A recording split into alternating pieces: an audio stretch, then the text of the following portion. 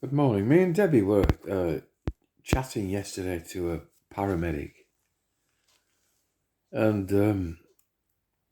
this paramedic was reflecting on what they called the lockdown, and we were explaining our non-role in all of that, and he was telling us that the vast majority of the healthcare workers, the NHS workers, whoever they were, doctors, nurses, so forth, and police even, felt obligated to do what they were told to do, whether they wanted to or not.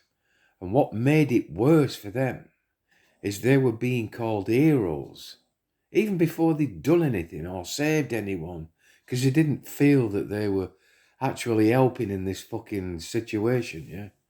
And they said that they felt obligated because the country were out every whatever night it was, Tuesday or something, banging pans, cheering on the doorsteps, clapping, and all that nonsense, folks. And it was nonsense. Even if you took part in it and you didn't realise at the time, you must now look back and see that it was just a fucking weird time.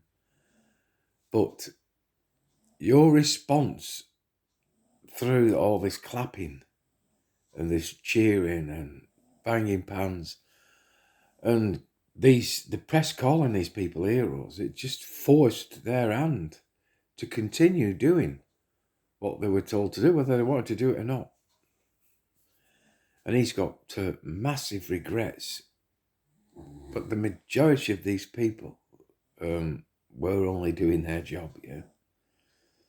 Well, they weren't only doing their job because their job changed that very moment, yeah, from becoming life savers to fucking life takers, the majority of them, folks, when they were putting people on remdesivir and midazolam and putting them on the ventilation when they should have never been put on it, folks, and taking people from genuinely sick people and shoving them in care homes, etc., and then banning, supposedly, leading people to believe that they were banned from seeing their relatives.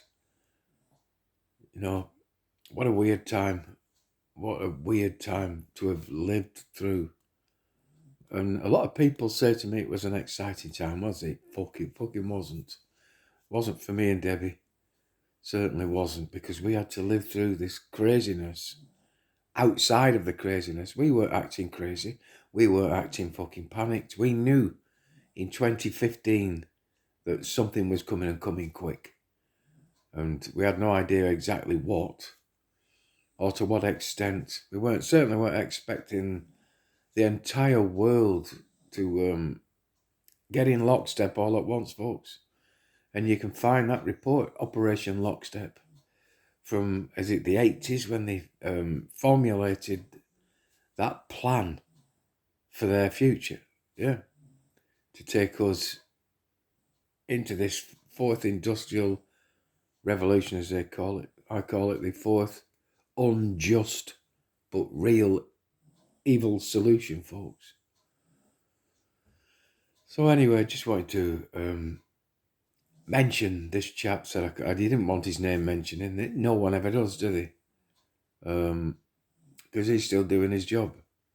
But he just wanted to let us know that he knew what was going on from a very early stage, but they felt pressured by the media, by the public, to continue with via this formulated nonsense of banging pans, clapping hands, and calling non-heroes heroes, folks.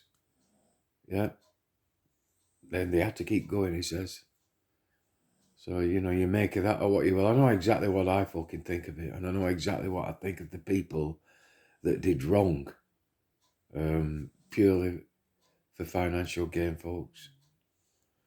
Because it's like he said, yeah, a lot of people in the beginning believed, but they very, very quickly realised they'd been deceived. Kid you not.